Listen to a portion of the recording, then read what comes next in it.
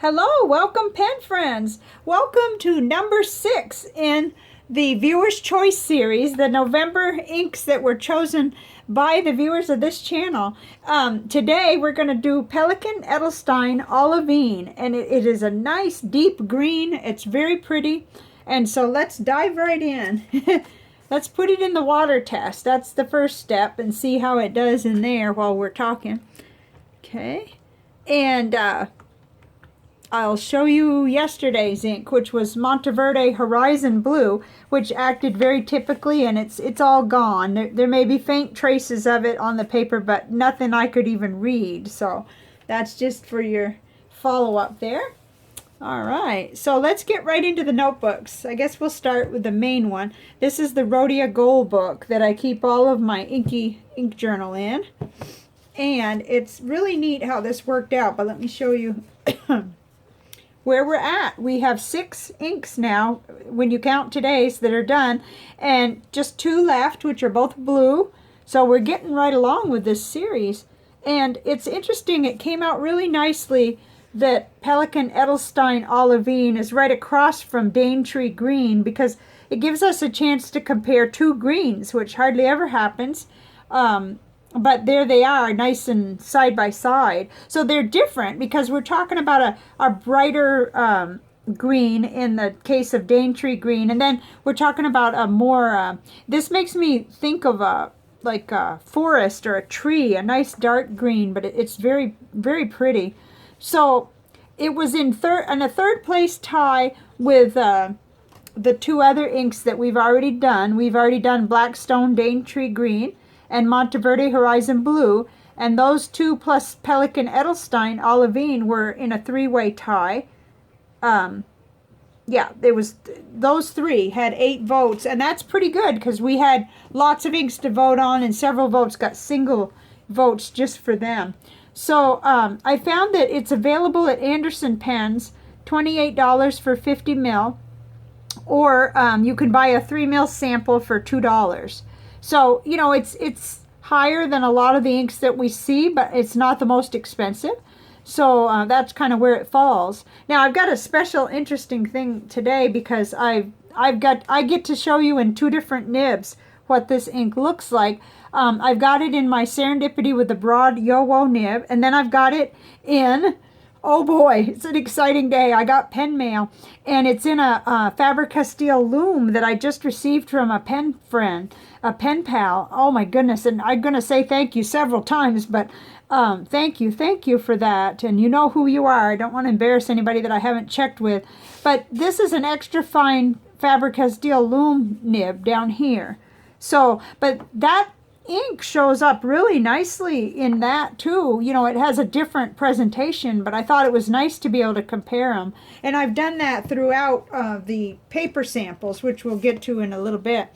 But here is the Cafe Note on Tomoe River paper. This notebook is made by Nanami Paper Company, and it comes across nice and dark in here, but I'm hoping the natural light from the left will help us. It's nice and sunny out right now. I liked how this looked quite a bit. I mean, it looks green, you know, and I know it's looking just a little darker through the camera lens, but it does retain its greenness, and it has a lot of shading. Let's see if we can get it. It has quite a lot of shading. And I just felt like the ink was really super good in the pen. It flows real nice, and it was a happy writing experience. So there. Okay, so there's that. And one more notebook, then we'll go to the paper samples. This is fast becoming a favorite little notebook of mine by this company here. It holds the fountain pen ink so nicely, and it's incredibly smooth. It's a great experience. And today, even though I put down the ink pretty heavily over here just to look at it, it didn't bleed back through to the page from yesterday. So that was interesting. Very nice. And I'm doing a little, it's just a little mini challenge, but I do gratitude every day, put on by Ink Journal, the makers of the Ink Flight box. And it's called Give Inky Thanks. It's over on Instagram if you're interested. But I really love how this looks. And this is very representative, I think, of how the ink looks. It retains its nice greenness. And sometimes under certain angles, it brightens the ink a little. But I'm seeing a fairly good representation here. So it's pretty close right now. Okay, so on all of these paper samples, oh, including this one, this is a basic index card, and I started writing with both pens so that we could kind of see both, the extra fine and the broad. I couldn't help but ink that up immediately, and I'll show you the pen at the end of the video. I just had to immediately ink that up, and it's a green pen with the green ink for today, and I thought, oh, how perfect. So that's how that looked. And then on Tomoe River paper, which I typically do my pen pal letters on, not all of them, but most of them, it looked fantastic, I thought. You see all that shading you get with the broad nib. Now, you still get some shading with the extra fine nib. Not as much, but it holds, it's an incredibly smooth nib, so it wrote really well on this paper, I'll have to say. On all the papers, really. So, here we are again. This is Leuchtturm 1917 paper. Again, I loved how that looked in the broad nib.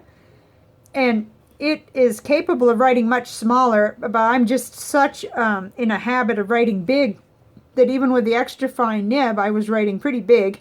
I could have gotten it between the 5mm dot grid there if I had just thought about it for a minute. So let me show you on Clairefontaine 90-gram paper. Nice, and shading does appear quite well. I'm just hoping you can see it, because that is a challenge to show. So it's there, the same ink in the broad nib and in the extra fine nib. So, okay, and now here is Rhodia dot pad, the 80G paper.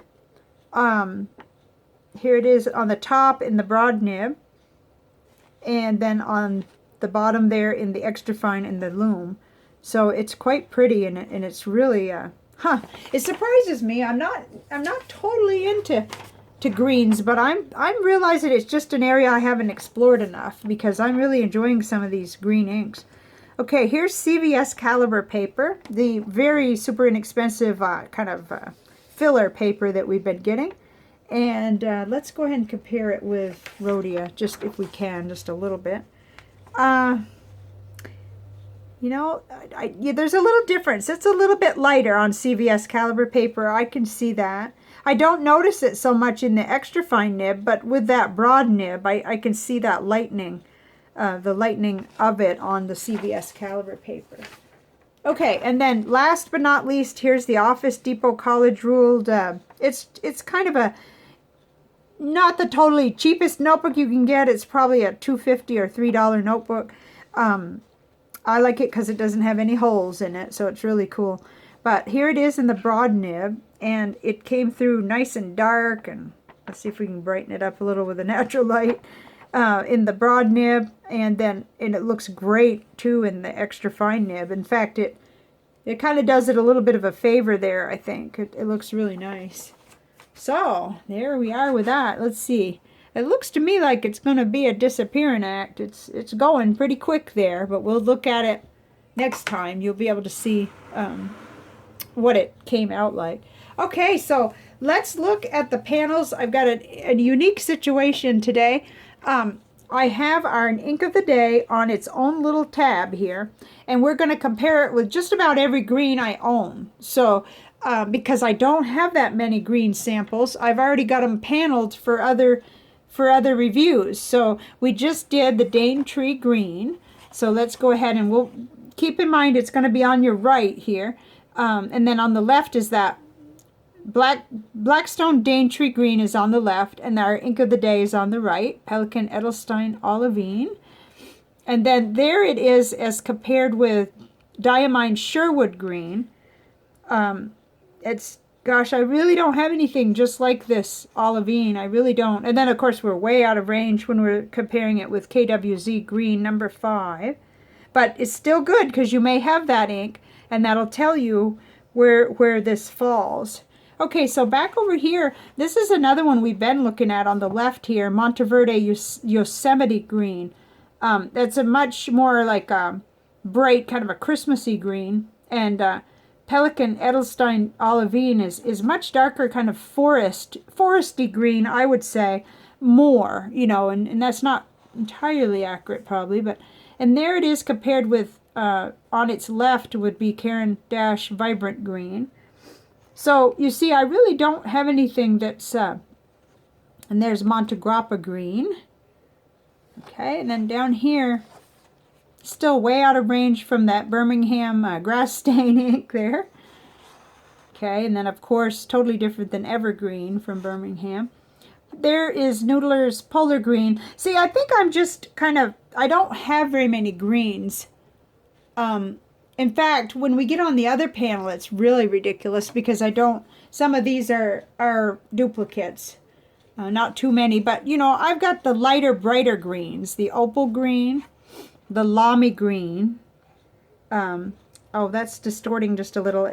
Through the camera, I'm seeing that what you're seeing is kind of distorted. That lamy green is much more of a traditional, regular, like a primary green. So I can see that there's a little bit of funny business going on with the lighting and stuff. And there sits Cruise Knock Palm Green. And again, the Yosemite green, which we just looked at. So there wasn't really much, it wouldn't have made any sense for me to make a new panel because I don't have a lot of dark greens at all. Really, I just have the Daintree green and the Sherwood green. Very little bit of that sample left. And of course this Yosemite green. But it was still interesting, and it is very interesting to me to compare these. You know, to really get them up close and look at them like that. And eventually I may have some more in this color range, in which case I can transfer them onto a big panel. So let's see what happened when we did the visual journal. This was fun. This was really interesting.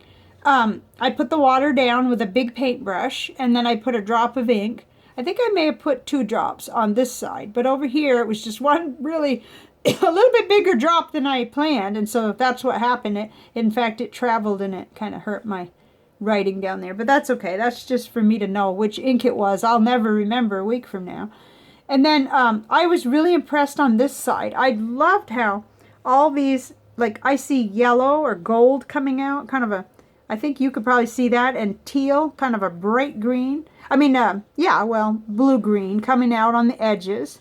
And it's just really quite fun to see what happens, and I enjoyed that, so there it is. Okay, let's take a look at what's for the next video. So let's refer to our panel because we are almost done here.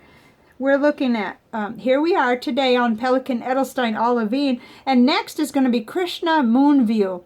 This is an interesting ink, and I think we're all going to have a lot of fun with it. It's bright, and it's sheeny. You could see that, right? All that red. Oh my!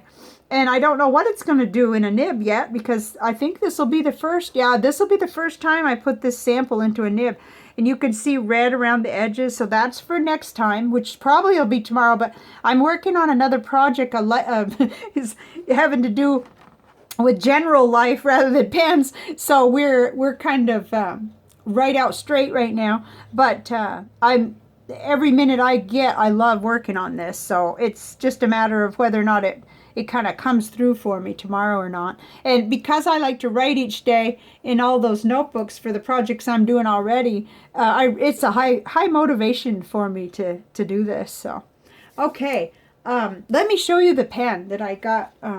Total surprise, just knocked me right off my feet practically, because I was just talking about how I enjoyed that Faber-Castell Ondaro pen so much, and it made me realize that I probably should really be serious about finding me a loom, because I've toyed and gone back and forth with it a lot, and there were different things that I thought about, like I wasn't sure whether it would be too heavy, and I wasn't sure whether the grip would be good, you know, for me. I just wasn't sure, and you know, little by little trying to balance you know, pen money and all that. I had sort of pushed it to the bottom of my list, but a pen pal and pen friend sent me this one today and said that if I like it, I could keep it. You know, knowing that I don't favor extra fine nibs. That was the thing about that.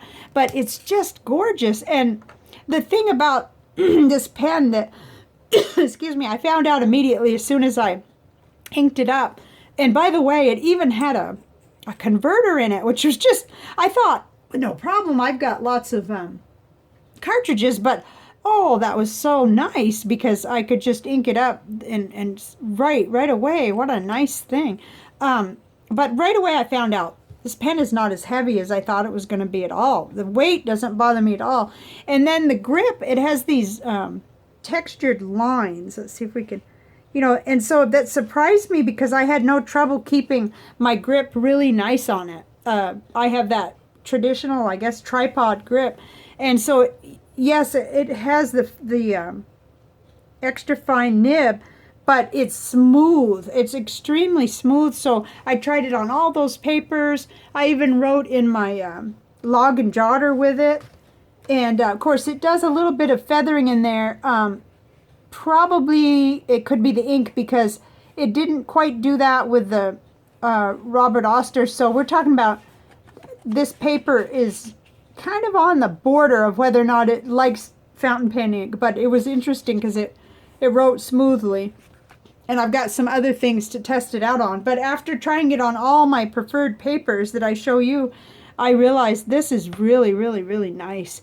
And yes, for letter writing, I do generally prefer a broad nib, but there's so many papers that just, you need this. You need to be able to write small enough, or you need to be able to have it not bleed through.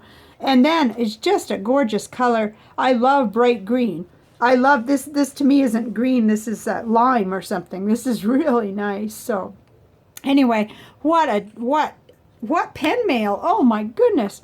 I could have never expected this. So it was just really exciting. And that's how it just blows you away sometimes, the generosity and the kindness of people. And I think it was written on Fountain Pen Day too, the letter, and everything. So I just wanted to show you. So we will be back. I will be back with the final 2 inks. Excuse me. They'll have their own video. But so next will be Krishna Moonview. And thank you so much for being here today. Thank you all, and I'll see you next time. Bye for now.